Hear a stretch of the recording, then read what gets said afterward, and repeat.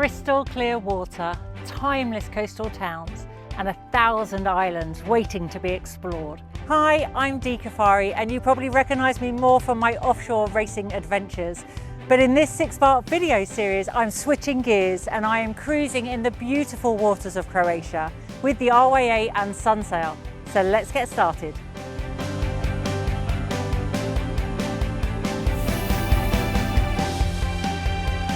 Croatia is one of the world's best sailing destinations.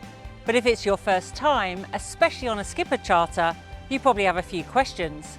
In this episode, I'm finding out everything you need to know before stepping on board.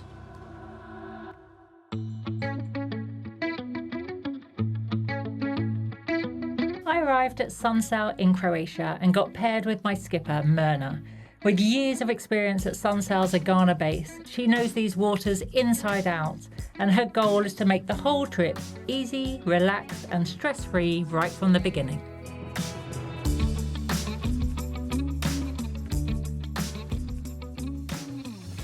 Cool, so this is your typical yacht in a charter. Very basic layout. There's cabins aft, chart table, galley, which is the kitchen, saloon, the living room, and then a cabin with a bathroom forwards as well. Super lovely layout. And in the galley, teas, coffee, sugar, some olive oil, water, tissue, and even a shopping bag. So you're kind of set up for your first night with no stress and no drama. It's super nice to see, and it's laid out lovely, but there's towels, there's linen, and in the bathrooms, there's toilet roll, shower gel, so kind of everything you need to arrive and have a stress-free arrival. And the toilets, just to reassure everyone, are electric toilets, literally push a button. So none of the panic that everybody has with the marine toilet of having to pump lots. So this is a marine electric toilet, and there's a few rules. So toilet paper goes in a bin provided, not down the toilet. And there's literally just a couple of buttons. One button presses to fill with water, one button presses to empty the water, and one button presses to do the whole lot. So you literally do your business, press the button, and it's as simple as that. There is no need to fear a marine toilet. It's going to be okay. One thing I really do suggest on a sailing boat is to bring a soft bag. Luggage that's hard is very hard to store. We're very limited on space on a sailing boat.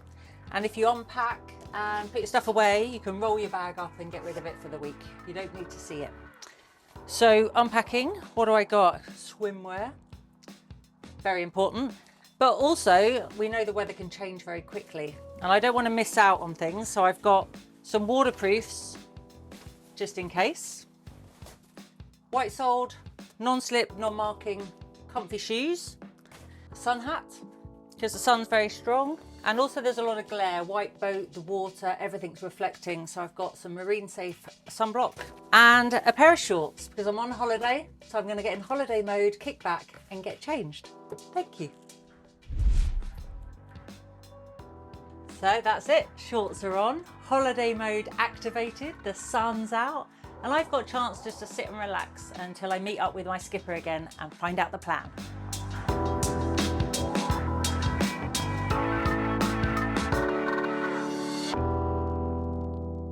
Mirna, I've flown into Croatia. I know I'm in the Mediterranean, but explain to me where I am geographically because I'm confused now. Oh, well, that's easily fixed, Dee. So this is charts that we put on every boat.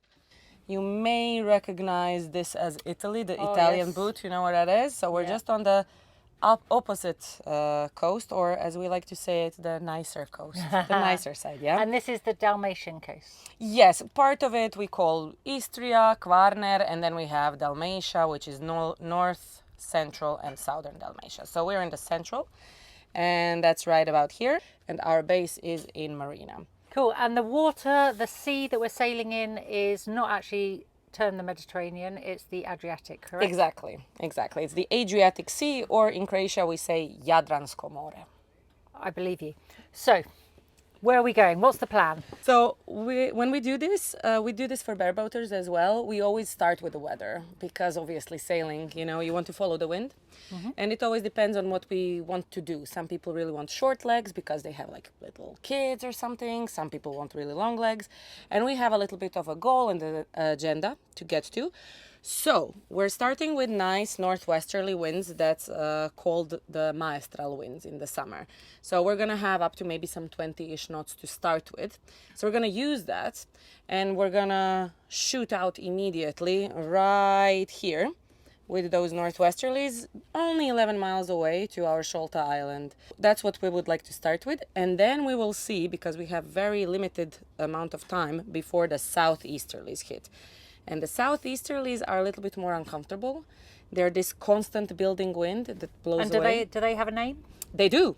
So the northwesterly is called maestral and the southeasterly is called yugo. Yugo. So you go, I go. We all go. We all go. To the Yugo, southeasterly wind. Yeah. That means that we're going to get southeasterlies from here and they're a little bit more constant.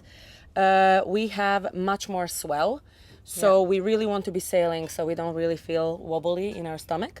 And we're going to try and use it to get to our furthest point because tomorrow we're still going to have the northwesterlies and at some point the shift's going to start. Both of them work for us to get to Vis Island, which would then look like this. So we should be coming in right about here, and then in the end we may end up turning our engine or tacking or something. This is where we want to go. And then from here everything is much easier because we still have that Yugo southeasterly. So then we will see, you see this island here? Yep. Yeah, it comes as a little addition to this. So this is the same island. So we're going to be coming here. And we're going to be exactly. So nice little, well, road reach maybe, we'll see. And we will come into Stari Grad. We have some things to really do there. good protection from a lot of wind directions there. Yes, yes, this is one of the safest ports we have. So we're going to be nice and sheltered there because we're expecting really strong winds on that day. So we want to be nice and safe. And then from here, basically, still those southeasterlies, we're going to let them blow us away. And then we're going to try and come back to one of these two islands. We will see where we end up, but it's a very natural kind of downwind curve. And the winds are going to be easing down. So we're going to pick a nice bay where we end up maybe on anchor. Yeah, I can see the anchorage signs here, so there's options. There's loads of options. The only thing we will be avoiding is these southern bays because the swell will definitely still be there.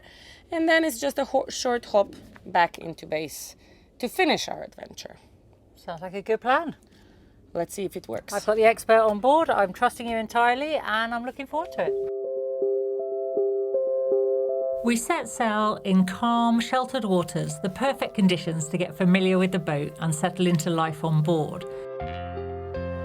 After a relaxed few hours under sail, we made our way to one of Mirna's favourite bays, where a quiet dinner by the water awaited. Obviously you're biased being Croatian, but Always. What makes Croatian waters so special? Well, I mean, there's a lot of things. Obviously, everything that makes Mediterranean special, I would say. You know, the olive groves, the nice and mild climate, summer sailing. But I think Croatia has a big selling point, and which is the way that the islands are just scattered around. So whoever wants to kind of go and sail and do 60 miles in one day, sure, you have loads, you have hundreds of miles of coast. But those who only want to make like 10 miles maybe, or 15, also good. We can just hop. And it's a big diversity. You can go on anchor. If you want to go in a town, there's loads to see, there's loads to do. So I think that's our biggest selling point, just because the vastness of the region is so good, yeah. I'm on board this week with you as my skipper, but what are the other options? Because you talked about flotillas as well, and you know, there's a range of experience coming. So what are the options? Yes, so I like to look at it as like a customer journey, because a typical Sunsail guest, they start off maybe with a skipper, like you are now. And then they decide they like sailing. So then they go and do a sailing school, 1 year as a competent crew, and then the next year as a day skipper. And then they're still feeling a little bit, you know, insecure. So then they go on a flotilla, which means that the guests are in charge of their own vessel. However, there is a lead crew that is not with them on the boat, but helping them to organize everything, to tie up properly. So they take care of the stress, that there is no stress. And then after that, you do 1 or 2 flotilla. We have various routes here. And then you decide, okay, well, I'm gonna chart my own course now. And then you go and do your own thing. So yeah, basic differences are bareboat when you're doing your own thing. Skippered, you're still doing your own thing. However, there is a person that's actually responsible for the boat. And the flotilla and sailing school. So if I come, I'm now on my skippered holiday. How much do I have to do? Like, do I have to do a lot or do I not do a lot? Like, how do I know, how does it work? I mean, Dee, you're gonna do everything. Well, what if I want to kick back, relax and have a holiday? Fine. No, basically it's very individual. A lot of guests that come by, they all just want to learn a little bit. They all want to get involved, pull a line here, adjust a line there. They love to learn about trimming the sails. Why are we going there and not there? Oh, because of wind direction. So I think one can get as involved as one wants to. Help is always appreciated. These are big boats. So yeah, it is usually a lot better when people are participating, and it's also more fun. Yeah. Sailing is a team sport, I think. But the local facilities, we've just had a really good example. They are used to inexperienced people coming and will give help and support. Yeah, number one, we are welcoming. We don't do like the fake welcome, but everything that you get is really from the heart. He meets us at the entrance of the bay. He tells us, okay, well, I'll need you to prepare this and that. And we have all the time in the world to do our prep and then come in nice and safe. So I would say 90% of the places do that. So I've literally just come from racing and go, time is everything and the schedule is everything. You've got to leave the dock, you've got to do this, you've got to push the boat 100% all the time. And actually I've come out here and this afternoon we cruised across here and it's really hit me that just kind of punch in the stomach of, oh, take a beat. This is putting my mind in a different place. So we mentioned a schedule to go somewhere, but we do actually have the ability to just take a beat and actually enjoy where we are, don't we? Absolutely, we do. We choose a bay a little bit like this that will either save my spot until, it is getting a little bit late now, this time of the day, or we can just choose a spot where I can just anchor and I know really well, like this is my bay, I like this I like to go there, and I know that I can just come there at 6 p.m. and or we can even come at 2 p.m. and we don't even have to move. Yeah. There's a restaurant around the corner, or we can just cook on board, and definitely loads of opportunity to just slow down and just savor life.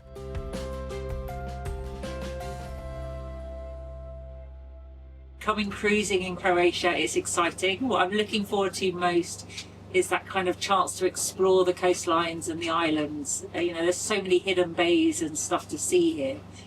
And it was funny because we're with Mirna as our skipper, and it's just so lovely to see someone who's so enthusiastic about the sport of sailing and wanting to share her passion and her love for Croatia as well.